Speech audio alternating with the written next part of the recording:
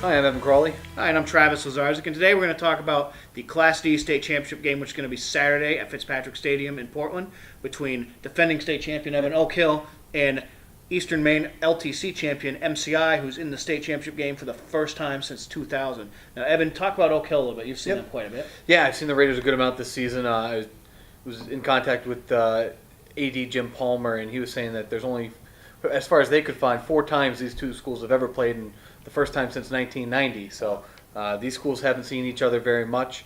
The Raiders obviously getting back there for the first time, or for the second time in as many years. No Luke Washburn, a key player for them. He's now with Husson. Their line looks drastically different. They got smaller guys like Mikey Pease, Cody Voisin, Garrett Guile.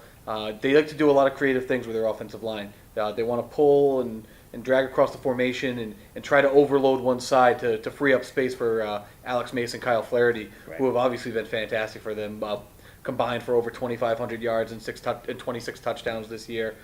They've been a huge force.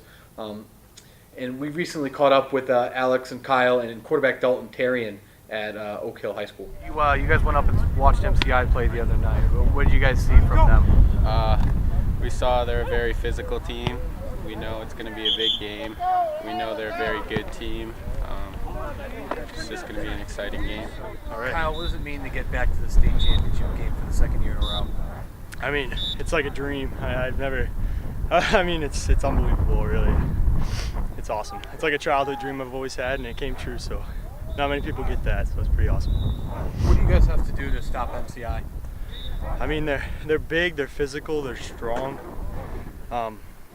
We need to outwork them this week in practice and try to outwit them and be a little faster than them. Dalton, you guys have adopted the philosophy of one heartbeat. What does that mean? Yeah, it means we work as one group all the time. There's nobody that tries to take credit for one thing. Somebody does something good, it's all of us. We all do it good. You guys aren't the biggest group as far as up front or in other areas of the game, but you guys have been able to find the same success as last season. How have you been able to do that? Growing up, it's always playing with heart. It doesn't matter how big you are, how small you are. People get told you're too small to play this. We're a perfect team example of that. But we play with a big enough heart to be successful. Now the Raiders obviously are familiar with Portland and Fitzpatrick Stadium. Travis, this will be a new experience for MCI. Yeah, MCI, just 2 years ago, Evan, this team was 0-8. Now they go from there to conference champions in such a short time. A very senior, junior-laden team, a lot of experience, a lot of depth that you don't normally see in a Class D school. Jonathan Santiago and Eric Hathaway are the top rushers. Each of them missed some time this year, but the MCI Huskies didn't miss a beat, with runners like Alex Bertrand, Eli Buzzle, and Willie Moss kind of coming in and taking their place. Quarterback Greg Vigue is a good passer with tight end Mitchell Halley, wide receiver Austin Tolman, his 2 favorite targets. Nick Deckert, Jimmy Hall lead the offensive line. So this is a team that can score in a lot of different ways. Last week, Santiago scored 2 rushing touchdowns against Bucksport, and Hathaway caught a touchdown pass in the 21-7 regional final win. Defensively, Coach Tom Bertrand said that they know that Oak Hill will line up in a lot of different ways, but it's really just stopping Mace and Flaherty. Yeah.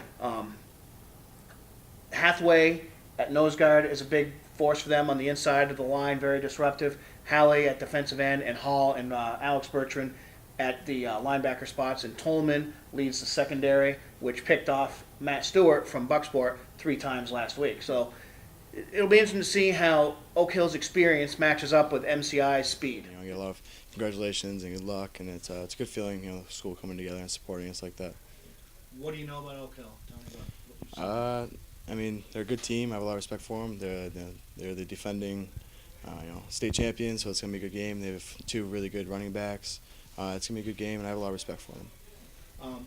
What are you guys doing well right now? Do you feel like you can use on Saturday? Well, I mean, I think we're good all around. We have a lot of threats. I mean, we also, we have Jonathan, we have Eric, patting the ball, and Bert's up there too. And then, we have a good pass game. Greg's been having a good game. We have Austin. I think, we're good all around. We have a lot of threats, and we're good in a lot of places. And we've been doing it. We've been getting it done up front too lately with our defensive and offensive lines.